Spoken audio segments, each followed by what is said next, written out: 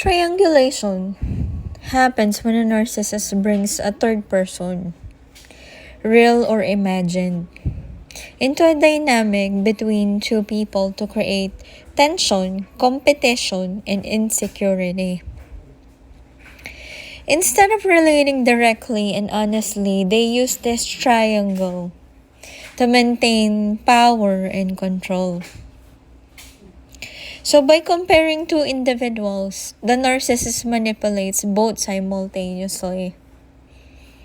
The favored person is temporarily uplifted, and the targeted person is devalued, made to feel inadequate or threatened. This keeps everyone in an anxious, emotional loop. It's a form of divide and conquer, keeping people uncertain, jealous, or competitive ensures the narcissist remains to be the one in control. On an energetic level, it's energy vampirism. And energy vampirism is simply draining someone of their life force. So if we put this in the context of satanic sacrifice, it is like killing you so that these idiots will have some clout to prosper from this chaos. In triangulation, it drains the life force of everyone involved except the narcissist, the one that was creating the chaos behind the scenes. So the narcissist feeds up the emotional chaos, the tension, the confusion, the hurt, and rivalry that they create. From a spiritual perspective, triangulation is the opposite of authenticity and love. It is rooted in illusion, inverting truth and separating unity. Like what I've said, spirituality is a deep immersion to truth. So the narcissist's ego, and in my case, particular case, was a group of people called gang stalkers. So in this case, they need to feel superior. So it projects its own inner split outward. One person is good and then the other person is bad. But both roles are false. They are projections of the narcissist's own unintegrated shadow. Now, the uplifted person is being idealized, but not loved. And the antagonized person is being scapegoated, but not seen. So both are pawns in the narcissist drama of self-importance. Because in this narcissist's minds, it is all about control. Like, in their minds, they think that people will see you this way because I said so. So let us see what one person said. This tarot reader, specifically Chi Tarot, the one who posted something about karma in my previous video, she posted something about green. So it's obvious that this is a person that is a green hater. We all know their desperate attempts to hurt, demonize, and trigger the green person. And that none of these tactics were coincidence at all. She was portraying this green person to be comparing themselves towards another person, and that this person, like everything else, is jealous of this victim of theirs. I have shown several tactics and whistleblowers that these tarot readers were actually the evil that they talk about, and that this is only a means of scapegoating their crimes onto someone else outside of themselves. And that, like any other narcissist, the person that they're scapegoating and is destroying is actually the person that they are trying to copy, emulate, and that they are truly jealous of. So let me show you a recap of the screenshot that mentioned about someone speaking up about tarot readers putting someone, which I believe is their target, competition, which she framed this as abuse. So the person that wrote that post even mentioned a competition that the target is not even aware of. You see, no one is really competing. It could be their victim trying to switch roles and is transferring karma, or this narcissist abusing their target via triangulation. Triangulation by narcissists is a destructive tool to destroy their target's self-esteem. This is a way of the narcissist to make you jealous because they are, so that they can finally transfer their toxic shame on their target / scapegoat. And in this particular case, green is not a symbol of jealousy, but this is their jealousy towards green. So let's talk about green. If you notice, this particular tarot reader in her previous post, she loves to use Elphaba, the green witch of the movie Wicked. In her narratives post, like this post, she often antagonizes Elphaba. This particular movie really resonates with Elphaba, where she boldly said to her opposition that you have no real power. Because basically, the other person doesn't have anything but illusions. She has the real power. So how does this resonate? In the movie's context, this line is profound because it exposes the illusion of control wielded by the wizard, or whoever is representing the person who is in power. The idea that much of their authority is manufactured dependent on belief, projection, or manipulation rather than true inner sovereignty. In response, the wizard says, "Exactly. And that is why I need you." And when Elphaba realized the truth of the situation and how much of a scam these people of authorities are, many came after her. They even used a literal flying monkey in that movie coming after her. Lol. Then the world called her evil after that. So illusion versus authentic power. The wizard's power depends on the belief, fear, or submission of others. If someone stops believing, his power crumbles. Elphaba's statement tears away at that illusion. That real power doesn't come from coercion or narrative control. It comes from one's own grounded integrity. Manipulation and dependency. So when the wizard retorts, "That's why I need you," he admits that his power is sustained by dependency, and that the illusion falls apart if people stop buying into it.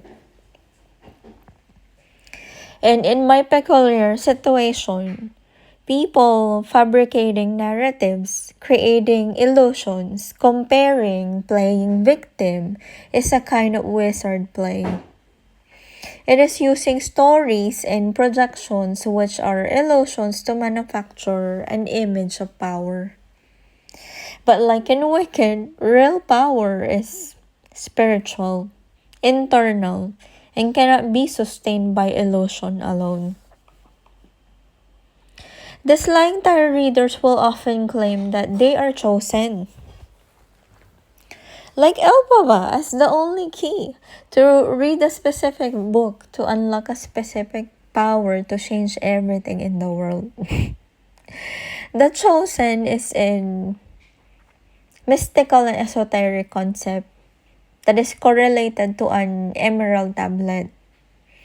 Emerald, which means green. And the color green, in relation to the emerald tablet, carries profound spiritual, alchemical, and symbolic significance. The emerald tablet as the heart of alchemy.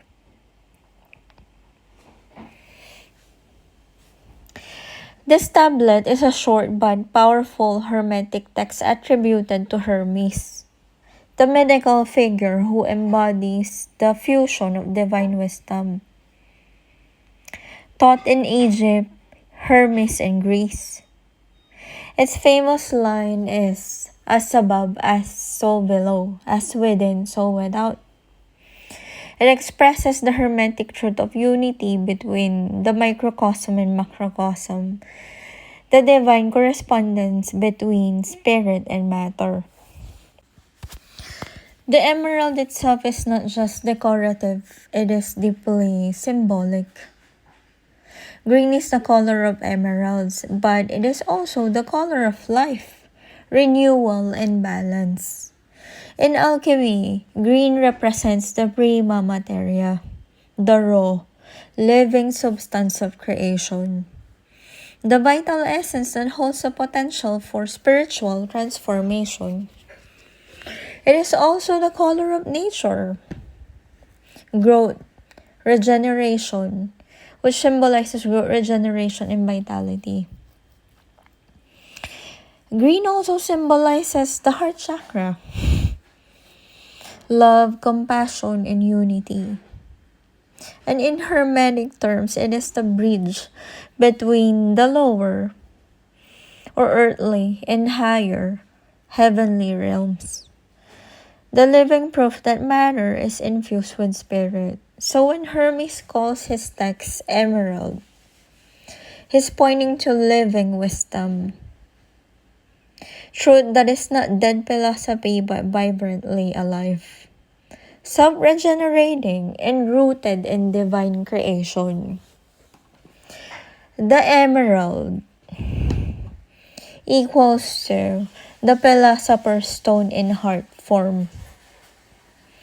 In deeper alchemical symbolism, the emerald can be seen as a metaphor for the philosopher's stone, the perfected consciousness that results from spiritual transformation.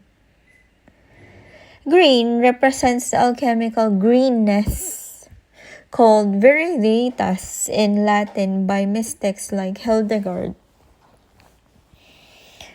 The divine vitality that animates all life and heals what is fragmented. When the alchemist discovers the emerald tablet, they are really discovering the secret written in the heart, the inner living stone that contains all wisdom. The emerald light and divine illumination that is often associated with truth that pierces illusion. It is the color of awakened perception, seeing true lies, false appearances, and separateness. In esoteric traditions, this green fire or emerald light represents the living intelligence of the cosmos, the logos or divine mind manifesting in form. Meaning, this tablet is the encoded message of divine consciousness. In green is its wavelength, the frequency of awakened life. Now, in relation to power and reality,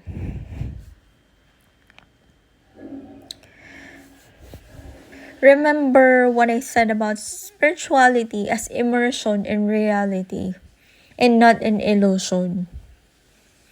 So the Emerald Tablet teaches exactly that, to unite the above and below, the seen and unseen, the spirit and matter, to become real, whole and illuminated.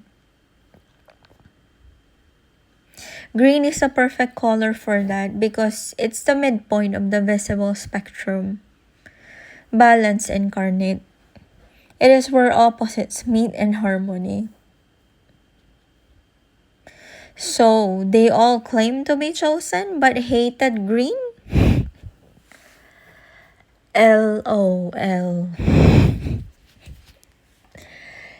But I would only understand a narcopath who is claiming to be chosen and is trying to destroy the real green one. So what does chosen really means? The chosen from an esoteric viewpoint. Being chosen does not mean being favored by an external God or singled out by destiny in an egoic sense. It means you have answered an inner call, a soul summons, to awaken from illusion and perceive reality as it truly is.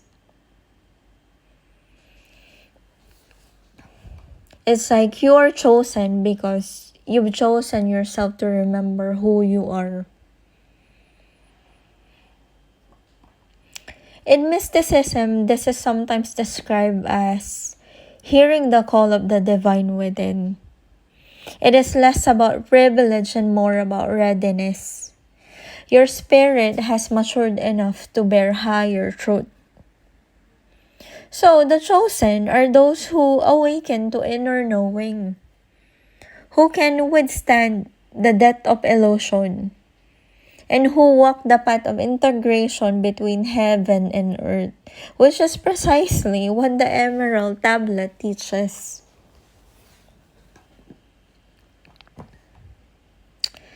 The Emerald Tablet is the chosen's blueprint, as they say. The tablet is a map of spiritual transmutation. So from ignorance to illumination, from separation to unity. It's a formula for those who are ready to work with divine law consciously. That which is above is like that which is below. This isn't just a cosmic observation, it is an initiation key. It tells the initiate, the chosen, how to reconcile opposites within themselves to become whole. The good and the bad. In esoteric tradition, this reconciliation, the uniting of above and below, is the mark of one who has attained gnosis, which is divine knowledge through direct experience. That's the true meaning of being chosen. Being initiated into the mystery through life's fire, not through dogma. To bring it together, esotericism teaches the mechanics of transformation, the alchemy of uniting opposites. In mysticism, it teaches the experience of transformation, which is the direct communication with the divine. The chosen are those who live both, whose hearts have become the living Emerald Tablet. They no longer chase illusion because they embody truth. And they've led their suffering, their ignorance into gold, which is wisdom and love. In essence, the chosen are not chosen by decree. They are the ones who have chosen truth over illusion. And the tablet is the symbol and instruction of that choice. The true alchemist, the true chosen, is the one who refuses to play the narcissist's game of illusion. So they stand like the emerald itself, living, luminous, incorruptible, proof that real power is born from consciousness and not control. You have no real power. All you have are illusions.